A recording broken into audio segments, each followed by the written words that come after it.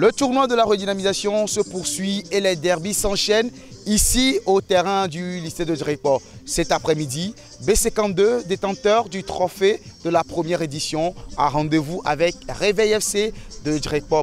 Bien entendu, c'est un derby de Djirikpo qui va opposer les deux formations. Et à quelques minutes de cette explication, les deux coachs se prononcent avant le match. C'est vraiment un derby. Pour nous, ce soir, c'est un match décisif que nous allons jouer. Et nous allons jouer tous nos cartes. Et on a prévu vraiment jouer, s'il faut, au moins 3 systèmes sur le terrain. Oui, nous, notre système, c'est premièrement de voir quel jeu l'adversaire va faire asseoir d'abord notre premier système. Et deuxième, nous allons faire asseoir notre système. Et troisièmement, nous parlons avec nos joueurs et ensemble, nous remettons un autre système sur le terrain. Notre force ce soir, c'est de jouer, avec son prochain. Et nous avons au moins 3 attaquants qui sont devant. Et ils sont vraiment les attaquants tranchants au milieu. Voilà. Déjà, on a quelques idées sur ces jeux.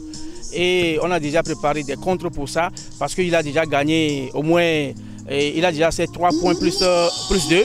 Et on sait sur quoi il est basé et qu'est-ce qu'il développe au fur et à mesure. Oui, on a déjà les 3 points, mais pour le moment, ça ne nous concerne pas, parce que Kwakwakonuchi avait gagné son match. Non, les favoris ne comptent pas, mais ce qui est sûr qu'à la fin du match, on va gagner. Arrivé au niveau de l'attaque, le leader de mon attaque, Florent, j'ai confiance en lui. Au milieu, je crois qu'ils feront de bien. Tous leurs jeux se jouent au milieu. Si vous voyez leurs jeux, tous leurs jeux se jouent au milieu. Donc nous aussi, on s'est préparé bien. Une formation de 4-4-2. B52 renverse Réveil FC et gagne le derby de Djirikpo. La remontada s'est effectuée en première mi-temps après l'ouverture du score de Kofivi Achan à la 21e minute. Extérieur du pied, il n'y a rien pour Wemse.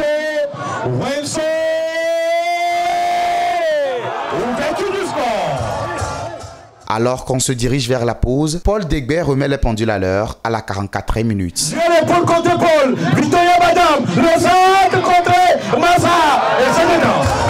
1 minute après, Fonyekati surgit de la tête et donne l'avantage à sa formation. 2-1, score à la pause. De retour des vestiaires, Kokou Etan fait le break à la 55e minute. Ah oui, attention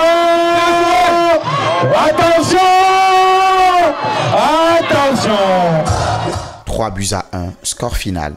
Oui, je suis vraiment fier et je dédie ce trophée à tous mes partenaires. Je suis très ravi de la prestation de nos joueurs.